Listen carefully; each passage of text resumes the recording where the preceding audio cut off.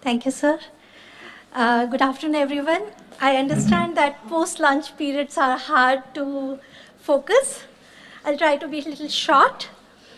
A little bit about my background. I do not come with that kind of strong traditional learning and knowledge, which many of the speakers are, so it's an honor to speak here.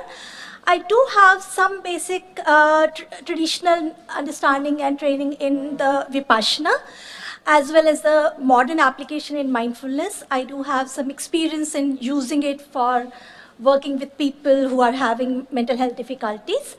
And as part of my work and training, I have been trained in clinical psychology, positive psychology, and Indian psychology, and I teach and research in that, especially in academic and health setting. Coming to the meditation, before I go to the mindfulness, it's a practice of exploring mind and then transcending it. In the mainstream literature, there has been like three broad categorization. One is on focused gathering of attention and focusing on some experiences or particular object. Open monitoring, where you are basically open to whatever comes in the experience, and automatic self-transcending, which has been added to that, which is about transcending the process of meditation itself. Mindfulness comes in the open monitoring category. Looks like there's some change in this formatting. Okay, so the Buddhist sutras of Anapani Sutra and Satipatthana Sutta is basically the roots of Vipassana, where Sati is awareness and Panna is the wisdom coming together as Satipatthana and Vipassana, same meaning. Actually, Acharya Goenkaji says that without Panna, the pure awareness actually is very superficial. He gives the example of someone, for example, doing acrobatics in a circus, might be mindful but do not have wisdom. So it's very important not to dissociate them. And it's about wisdom or insight about when a person watches their body, they reach a point of where they experience the body in subatomic particles. When they watch the mind, they see that emotions are nothing but wavelengths. And when they see this impermanence, it leads to this realization that when they hold on to that, it leads to suffering. And that leads to the sense of, which they call it bhanga, where there's no I. Therefore, this is core to this tradition, that there is no self. It is also important to remember that this practice is supported by ethics or Shila and Samatha meditation, which many times people do confuse, because Samatha is focused meditation, which is and the stages are very similar to advanced stages, Dharana, Dhyan, Samadhi. I will give you an example. If you focus on doing Samatha versus Vipassana on breathing, when you do samatha on breathing, you focus on a very small tip, for example, tip of your nose, above your lips and all. So the area is very small.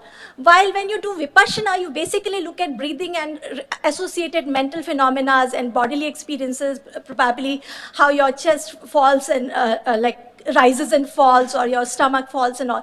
So basically the attention becomes larger and you are aware of whatever is happening, versus the samatha. Samatha is also used to calm the mind.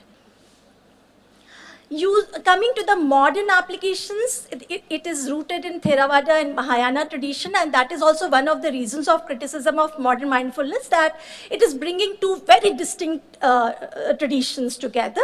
I won't go to the Kabat-Zinn's definition, but basically it emphasizes the awareness and the non-judgmental acceptance aspect of it. Coming to the literature, there has been many different psychological constructs which has been used to understand mindfulness. It comes from attention, awareness, present focus, or non-reaction, openness, curiosity and all, or else staying with the difficult experiences and letting them pass, which is very, very important. Another concept which has recently been very often used is decentering, which is very similar to expanding your ego's boundaries, where you are becoming very more flexible, your perspective broadens, and you are not established in okay, this is my likes and dislikes and my preferences. However, it is important to remember that mindfulness is still difficult to define and measure, and a Vedic perspective might be a useful contribution to the field.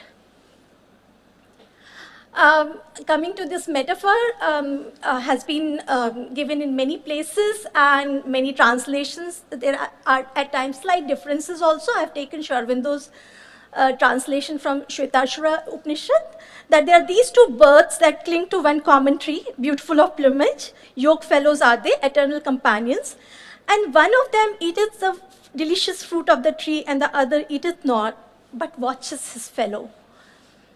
So the core idea of Vedic mindfulness is about these two birds. One is the witnessing self versus the experiencing self, looking at what are these two birds and what is that fruit.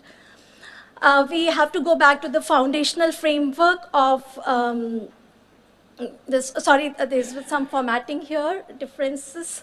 So basically it's about these two dual principles of Purusha, or the real self or soul or pure consciousness in different places have been given differently, and the Prakriti, which is like the nature or non-conscious primary matter, which is made up of three gunas, Tattva or light, knowledge, Tamas and Rajas, movement, dynamism versus inertia and dullness.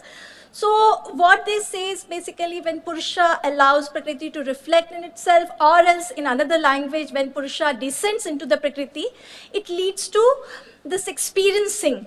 And then the Purusha also identifies with these thoughts, emotions, actions as its own, leading to this narrative self, which they call it, or making this sense of I and ego. Coming to the same thing mentioned as Akshara and Shara from Bhagavad Gita. So there is this unengaged, silent witness self versus this Prakriti. When they meet, then there is this Shara Purusha, which is changing often, which is engaged in nature, forgetful of itself, and very identified with the ego sense. And these two types or states of Purusha are these two birds, and engaged in, one is engaged in Bhoga and one is engaged in witnessing, and the fruit is the Prakriti. So as Sri Aurobindo says in Essays in Gita, that we have a choice. The mind of man has to tend to one of these poises. It takes them as alternatives. One is bound to nature and one of them is actually immutable, free personality, and they actually coexist. And then there is Purushottama, or the supreme reality, which, within which these two contrary aspects exist. So looking at the shift, how do we go from the current state of, on a daily basis, how we experience life and ourselves versus to the witnessing self? So as Sri Aurobindo says that usually the process starts in buddhi. The observing self notices, it turns itself inside, and then it notices the layers and activities of mind, working of gunas. For example, dull, there are times when we are feeling dull, and that is tamas. When we are feeling like very dynamic and very achievement oriented, it's rajas, and then partial light of sattva. As well as the ego, which is although an instrument and a very helpless instrument, at times a very resistant instrument, but we notice that it considers itself as the agent of the action, the doer, and it is supported by our prana, our life force, and manas and buddhi also. So these relationship leads to these dual experiences, pleasure, pain, likes, dislike, all of that. The insight, once we start observing ourselves, it leads to insight, and then recoil in the buddhi, as Sri Aurobindo says, that it feels that how am I supporting this, and it leads to withdrawal from this state of Shara. I just want to mention this one meditation, which is Antarmana meditation, a practice to cultivate Sakshi or Drishta Bhav. And it starts with, like many other meditation, awareness of body, awareness of breath. It goes to the awareness of mind with detachment. And it's similar in that sense with Vipassana. However, the difference is that here one also notices who is experiencing that. And that part is very important. Because we compare, yes, in Buddhism, there is no construct of real self, and in Patanjali Yoga Sutra also we talk about Viyoga of Purusha and Prakriti, and there is a self and all.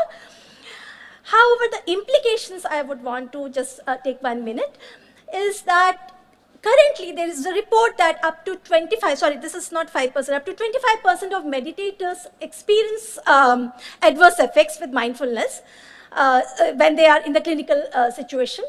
And that can be, for example, increased memories of past traumas. It can be low mood increasing, anxiety increasing, or even hallucination increasing.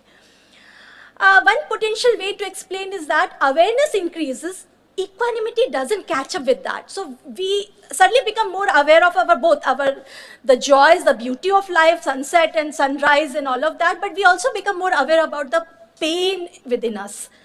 And that's why there is a possible a potential here in Vedic mindfulness, that when we say that, look at who is experiencing, probably this kind of pain also goes down. The other aspect is, currently, if you look into cognitive behavior therapy, it's somewhat akin to buddhi. We are basically cultivating the rational mind, the realistic way of looking at world. However, we have to also differentiate the lower and the higher levels of that. One is, which is very rational, but one of them can be more wiser. And the rational way is, has been till now supported, encouraged and all. One of the very core reason is that therapy tries to be value neutral. And this comes from a very long tradition in West of fight between the church and the science. And therefore, the entire scientific practices has tried to keep away from any kind of values, because they feel that, okay, that goes into the domain of church and all. And therefore, it tries to be out of that, tries to say that, okay, well, it's client's perspective, whichever value they hold on to. However, that leads to a very decontextualized use of meditation techniques, and which is not helpful. Yeah, so this is the last slide. Thank you. I just wanted to say that we might need to go further, because in India we do not have that kind of fight between the science and the spirituality. So probably there's a lot more potential to develop therapy and intervention based on Vedic mindfulness. Thank you.